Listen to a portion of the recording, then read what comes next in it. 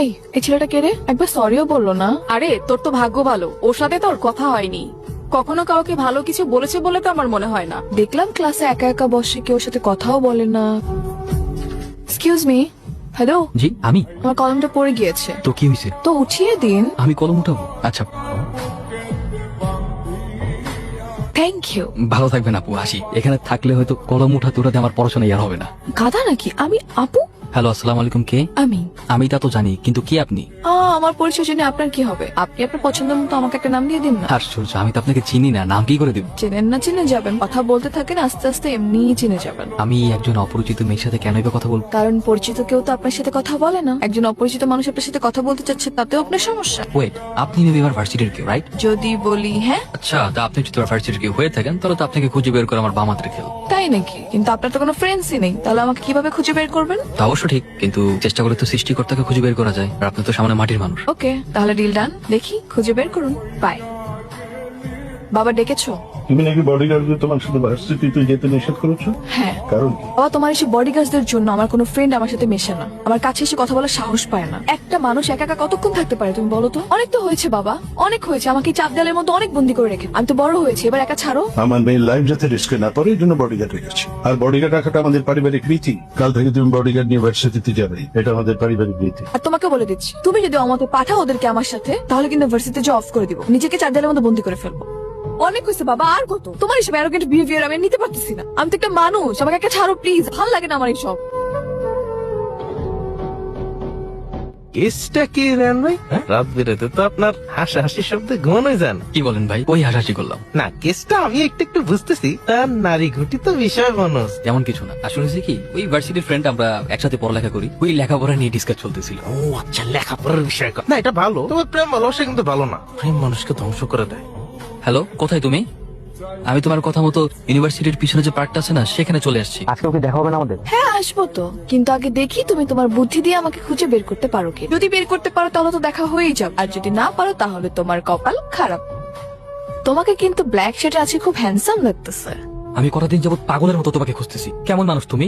একবার জন্য সামনে আসতেছো না? শুধু শুধু ভয়েস শুনে কি তোমাকে ডিলিট করতে পারবো না? এই এত আকুল হয়ে গেছো কেন আমাকে দেখার জন্য? হ্যাঁ, যখন সামনে থাকি তখন একটু পাত্তাও দাও না, ঘুরেও তাকাও না। এখন এত কি? হ্যাঁ, আমি যদি সত্যি সত্যি তোমাকে চিনতাম, তাহলে তোমার উপর থেকে আমার চোখ কখনোই সরাতাম না।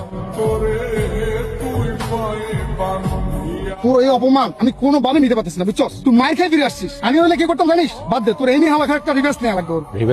রিভেন্স বুঝতেছিস না? তুই ওর কারণে মাইর খাইছস, সেম তুই ওর একটা মাইর দিবি। আর আমি জানি ও এখন বডিগার্ড ছাড়া বাচ্চা দিতে আসে।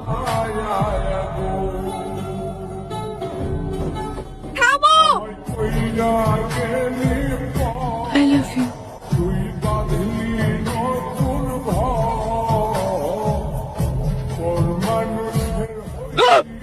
কি হলো রেন ভাই, আপনি এরকম চিল্লাচিল্লি করতেছেন কেন? আপনি কি ভূত দেখছেন নাকি?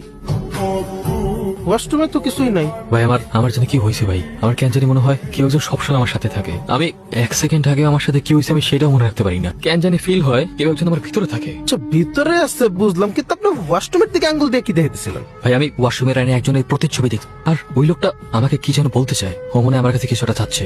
নাউজুবিল্লাহ, কি কোন রেন ভাই? আপনার উপরে কি কোনো জিন পরি ছায়া নামলো নাকি? নাকি কোন থেকে নিয়ে যেতে চায়? কি ব্যাপার? তুমি কি কোনো কিছু নিয়ে ডিস্টার্ব? তোমাকে কেন জানি ঠিক লাগছে না। ম্যাডাম কি যে কন আমগুলো কাপসি করবো না, এলাকে কারো বাপের বল আছে নাকি? হ্যাঁ, আর যদি কোনো মন্দির বলা কেউ যদি আমগুলো কাপসি করবার আহে, বুঝে না আস্তে করে বামা দিয়া চামেলা চিবা হেলা। কি রেহান, তুমি কিন্তু অনেক ইন্টারেস্টিং। আমি কিন্তু আগে বুঝি নাই তুমি এতটা ইন্টারেস্টিং। কি এটা তুমি কি করতেছো? ম্যাডাম কেন বলতেছো? কি হাসিটা দিছেন আবার দেন তো দেখি। কি এই যে আসলে ম্যাডাম, খুদার কসম মনে হইতেছে আসমানের চাঁদ একদম খোয়া পড়ছে। কসম ম্যাডাম, আপনার হেভি লাগছে, একদম পুরো জাক্কাস নায়িকা। রেহান, তুমি কিন্তু অনেক ইন্টারেস্টিং। আমি কিন্তু আগে বুঝি নাই তুমি এতটা ইন্টারেস্টিং। হ্যালো, কি মাইশা আসছে? এতদিন পরে, এতদিন বলার পরেও এখন আসতেছে।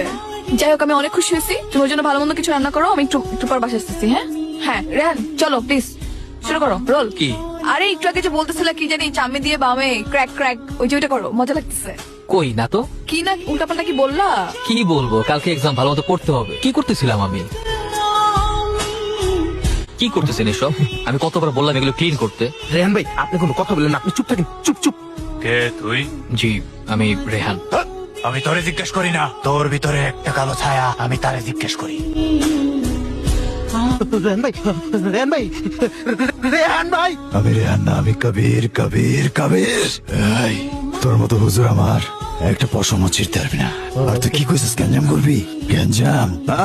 ফোন ধরিস না, ফোন ধরলে কিন্তু ঝামেলা হইব। আরেকজনের বাঁচানোর আগে আগে নিজের এগিয়ে বাঁচা। যা ভাগ, যা। দৌড়ের উপরে থাক, দৌড়ের উপরে থাক। পিছনে তাকাবি না, পিছনে তাকাবি না। কি বলতেছো? তোমার উপর ভূত ভর করে? Are you serious? সত্যি কথা বলতেছি, আমি ফিল করতে পারি আমার ভিতরে কেউ না কেউ আছে। ইভেন কি আমার রুমমেট পর্যন্ত জানে। রেহান, এটা 2026, এই জেনারেশনে এসে তুমি ভূত বিশ্বাস করতেছো, আবার তুমি আমাকেও বিশ্বাস করতে বলতেছো। মানে আরে ক্রেজি রেহান। আসছে ভূত, ভূত কিভাবে ভর করে? আচ্ছা শোনো, তুমি আমাকে কি যেন বলতেছিল ওই দিন, ওই যে কি যেন চামে দিয়া বামে চিপা দিয়া, আবার কি কি যেন বলছিল, আমাকে তো মজাই লাগছিল। আরেকবার বলো তো। হোয়াট? হ্যাঁ এগুলো আমি বলছি? হ্যাঁ কি বলতেছো এসব? আমি এগুলো কেন বলবো? আমি কি এভাবে কথা বলি? এভাবে তো রাস্তা ছেলেরা কথা বলে। হ্যাঁ, নিজে সেদিন আমাকে এগুলো শিখে এখন আবার বলতেছে সে নাকি বলে নাই। তার মানে আমার ভিতরে যে থাকে তার সাথে তুমি কথা বলছো? আবারও মানে ভূত কিভাবে কার উপর ভর করে? আমি জানি আমার সিচুয়েশন কি, বর্তমানে আমি কি ফেস করতেছি। আমার মনে হয় তুমি ডিআইডি রোগে ভুগছো। That means dissociative identity disorder. আচরণ কিংবা কণ্ঠে চেঞ্জ, কিছু সময়ের জন্য স্মৃতি মনে না রাখা কিংবা মেমোরি গ্যাপ এবং নিজেকে নিজে চিনতে না পারা, এগুলো এই রোগের লক্ষণ। তুমি কোনো টেনশন করো না, আমার কাছে ভালো ডক্টর আছে, আমি তোমাকে দেখাবো। আই গেস তুমি ঠিক হয়ে যাবা। বিকেলে সানাকে একটা ছেলের সাথে ঘুরতে দেখলাম, বিষয়টা আমার একদমই পছন্দ হয়নি। এটার একটা ব্যবস্থা করো, আগের মতো ভুল যেন না। এবার কোনো ভুল হবে না স্যার। ভাই ভাই আপনারা শুধু শুধু কবির কবির করতেছে। কবির কে? আমি তো কবির নামের কাউকে চিনি না।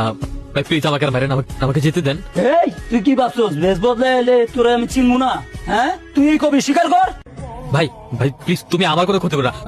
আমি তোমার কোনো কিছু করিনি, যা করছো ওরা করছো। তোর কোনো দোষ নাই, তুই আমার ভাই, তুই আমার মাফ করে দে ভাই। আমি তোর কাছে মাফ চাইতেছি। আমি আমার ভালোবাসার প্রতিশোধের লেগা এইসব কিছু করছি। আমার কাহিনী শুনবি? এই যে দেখতেছিস না, আমি এমনি আসছিলাম, বাবু করে একটা বলা, বাবু সালা জীবন যাপন। বদমাসটাকে যেভাবে পারো শাস্তি করো। কত বড় সাহস, আমার মেয়ের নাম ধরে ডাকে, তাও আবার চিৎকার করে। বেটা বোধহয় জানে না আমি কে। কবির কি এখানে আছে? আমাকে মাফ করে দিও কবির। আমি না জানলেও তুমি আমার মৃত্যুর কারণ। আমি জানি না তুমি কে, কেনই বা আমাকে তো ভালোবেসেছো যে আমাকে মৃত্যুর পরও ছেড়ে যেতে পারছো না। তোমাকে দেখার আফসোস আমার সারা জীবন থাকবে। যে মানুষটা আমাকে ভালোবেসে মারা গেল তাকে আমি একটাবারও দেখতে পেলাম না। তোমার জন্য আমার দোয়া করা ছাড়া আর কিচ্ছু করার নেই। যদি কখনো পরকালে দেখা হয়, আমার প্রতি প্লিজ অভিমান রেখো না। কবির চলে গেছে, ও আর কোনোদিন আসবে না, আর কোনোদিনও ফিরবে না। আমি আছি। তুমি আমাকে এখান থেকে অনেক দূরে নিয়ে যেতে পারবা? আমার বাবার এইসব টাকা পয়সা, লাক্সারি লাইফস্টাইল, এইসবের নিচে চাপা পড়ে আমি আর মরতে চাই না। আমার জন্য কেউ মারা যাক আমি সেটাও চাই না। আমাকে ভালোবাসবা? ভালোবাসবো, সারাটা জীবন আঁকলে রাখবো। কবিরের মতো মৃত্যুর পরেও ভালোবেসে যাব। এই চোখে কখনো পানি আসতে দিব না। তুমি যেভাবে চাপা ঠিক সেভাবেই তোমাকে ভালোবেসে যাব। আমি নতুন করে একটা জীবন শুরু করতে চাই, ছোট্ট একটা পরিবার আর ছোট্ট ছোট্ট অনেকগুলো স্বপ্ন নিয়ে। তুমি কি পারবা আমার ছোট্ট ছোট্ট স্বপ্নগুলো পূরণ করতে? তুমি চাইলে হাজি এই মুহূর্তে তোমাকে নিয়ে শহর ছেড়ে চলে যাব, অনেক দূরে চলে যাব, যেখানে কেউ থাকবে না, শুধু তুমি আর আমি। যেখানে কোনো ঘৃণা থাকবে না, কোনো অহংকার থাকবে না, কোনো হিংসা থাকবে না, শুধু থাকবে ভালোবাসার স্বাধীনতা, যেখানে আমরা নিজেদের মতো করে বাঁচতে পারবো।